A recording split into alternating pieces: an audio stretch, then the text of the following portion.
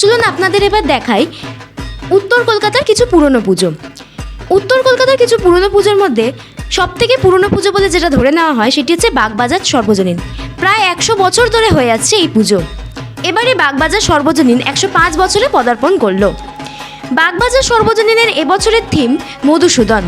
বাগবাজার সর্বজনীনের প্রত্যেকবারই আমরা প্রতিমাকে সাবেকিয়ানায় দেখে থাকি, এবছরেও তা অন্যথা হয়নি। প্রতিমা এবং মণ্ডপ দুটোই দর্শনার্থীদের দারুণভাবে আকর্ষণ করে থাকে। Sharmistha report, Target news.